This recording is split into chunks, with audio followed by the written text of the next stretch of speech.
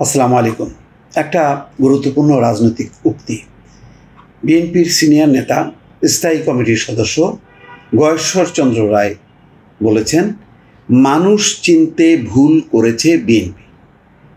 এই মানুষটাকে এই মানুষটা হচ্ছে ডক্টর মোহাম্মদ ইউনূস। তাকে উদ্দেশ্য করেই সম্ভবত এই কথা তিনি বলেছেন। এটা বোঝাই যায়, যেমন বোঝা গিয়েছিল ডক্টর মোহাম্মদ ইউনূস বলেছেন যে শুধু একটা দল ডিসেম্বরের নির্বাচন চায়, সেই একটা দল মানে বিএনপি। তেমনি এখানে গয়েশ্বর চন্দ্র রায় বলছেন মানুষ চিনতে ভুল করেছে বিএনপি। তো এই কথাটা বোঝাই যাচ্ছে যে প্রধান উপদেষ্টাকে লক্ষ্য করে তিনি বলছেন। তাহলে বিএনপি কি বড় ধরনের একটা ধোঁকার মধ্যে পড়ল, বড় ধরনের ধরা খাইল? এই প্রশ্নটা কিন্তু সামনে আসছে এবং বাস্তবতা যদি কিছু কিছু পরিস্থিতি বিশ্লেষণ করা যায় তাহলে নিশ্চয়ই আপনারাও একমত হবেন যে বিএনপি সম্ভবত বড় ধরনের একটা ধোঁকার মধ্যেই পড়ে গেল, বা ধাঁধার মধ্যে পড়ে গেল, বা ধোঁয়াশার মধ্যে ঢুকে গেল। কেন?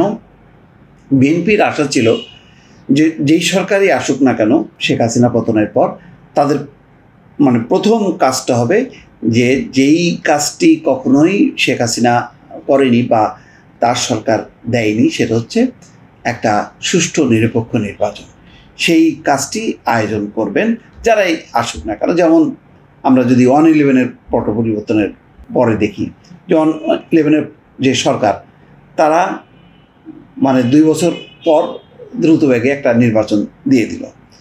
এর আগে যদি আমরা 90-91 এরশাদ পতনের পর দেখি, রাষ্ট্রপতি শাহাবুদ্দিন তিনি ওই সংস্কার কাঠামোগুলি ঠিক না করে তারা আগে একটা নির্বাচন দিল, অবাধ নিরপেক্ষ নির্বাচন।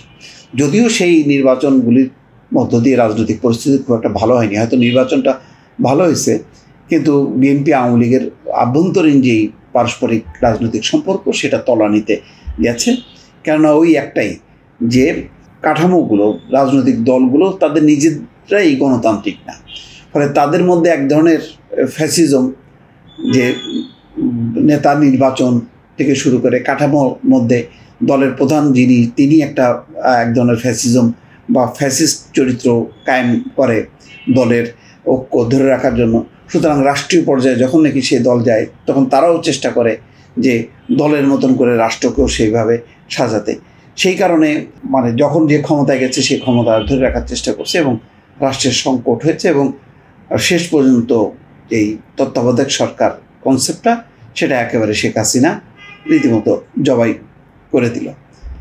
তো যাই হোক, এখন 15 বছর লড়াই সংগ্রামের মধ্য দিয়ে বিএনপি সহ অনেক রাজনৈতিক দলের একটা আকাঙ্ক্ষা যে একটা ভালো নির্বাচন হবে, যেটা সর্বশেষ দ্বাদশ জাতীয় সংসদ সবাইকে খুবই হতাশ করেছে। সেখানে দেশি বিদেশি সবাই, ভারত ছাড়া বাকি সকল বিশ্ব, ভারত, চীন, রাশিয়া, আমি স্পেসিফিকভাবে যদি এই 3টা দেশের নাম বলি, এই 3টা দেশ ছাড়া সমগ্র পশ্চিমা বিশ্ব, এমনকি জাপান, তারাও চেয়েছিল যে বাংলাদেশে একটা অন্তর্ভুক্তিমূলক একটি ভালো নির্বাচন হোক, ফ্রি ফেয়ার নির্বাচন হোক, কিন্তু শেষ পর্যন্ত সেটা হয়নি। সুতরাং তার পরপরই একটা গণঅভ্যুত্থানের মধ্য দিয়ে শেখ হাসিনার পতন ঘটল। সুতরাং বিএনপির একটা প্রত্যাশা ছিল যে একটা ভালো নির্বাচন হবে, কিন্তু যার উপর ভরসা করলো, ছাত্ররাই সিলেক্ট করলো যদিও ডক্টর মোহাম্মদ ইউনূসকে, কিন্তু এটা সবারই চাওয়া ছিল, যার কারণে ডক্টর মোহাম্মদ ইউনূসের ব্যাপারে কারোরই কোনো আপত্তি ছিল না। কিন্তু তিনি ক্ষমতা নিয়েই যেই লম্বা কর্মপরিকল্পনা তৈরি করলেন, তাতেও বিএনপির খুব একটা প্রথম দিকে আপত্তি ছিল না। তাদের ধারণা ছিল ডক্টর মোহাম্মদ ইউনূস খুবই ডাইনামিক মানুষ, তিনি খুব দ্রুতবেগে এই কাজগুলি শেষ করে তিনি একটা নির্বাচন দেবেন। নির্বাচনের রোডম্যাপ যখন ঘোষণা করলো তখনই বিএনপির মধ্যে একটু ঘুম ভাঙলো যে এটা কি ডিসেম্বর থেকে জুন, এইরকম লম্বা সময়, তাহলে তাদের প্রস্তুতিটা কী নেবে তারা। এখন তাদের পুরোপুরি সেই ধোঁয়াশাটা কেটে গেছে, তারা বুঝতে পারছে যে না, নির্বাচনটা খুব দ্রুত হবে এমন কোনো আশা নেই। যেমন মির্জা ফখরুল ইসলাম আলমগীর বলছেন যে প্রধান উপদেষ্টা নির্বাচন ছাড়া বাকি সব বিষয়ে কথা বলছেন, শুধু নির্বাচনটা বাদে। এবং তাদের যেই সমর্থিত দল এনসিপি, তাদেরও কথা বিচার সংস্কার, নির্বাচনটা পরে। তো এখন তারা বুঝতে পারছে যে খুব সহসাই নির্বাচন হবে তেমন কোনো আশা দেখছে না। তাই গয়েশ্বরচন্দ্র রায়ের বক্তব্যেই কিন্তু সেটা পরিষ্কার, সেই হতাশাটা যে মানুষ চিনতে ভুল করেছে বিএনপি। জাপানে বসে প্রধান উপদেষ্টা যেভাবে বিএনপির বিরুদ্ধে কথা বলেছে তাতে মনে হচ্ছে মানুষ চিনতে ভুল করেছে বিএনপি। এক ধরনের হতাশা, এক ধরনের চরম বিরক্তির একটা উচ্চারণ হচ্ছে এটা। সকালে সাবেক রাষ্ট্রপতি জিয়াউর রহমানের 44তম শাহাদাত বার্ষিকী উপলক্ষে শিল্পকলা একাডেমিতে এক চিত্রকর্ম প্রদর্শনীতে যোগ দিয়ে তিনি এমন মন্তব্য করেছেন। ছাত্র জনতার বিজয়ের সুফল কিছু মানুষ ভোগ করতে চাইলে তারা ইতিহাসের আস্থা করে যাবে জানিয়ে গয়েশ্বরচন্দ্র রায় বলেন, ছাত্র জনতার বিজয় হয়েছিল গণতন্ত্র এবং সুষ্ঠু নির্বাচনের জন্য। এবার গণতন্ত্রের বিজয় আদায় করতে হবে। বলছেন যে এবার গণতন্ত্রের বিজয় আদায় করতে হবে।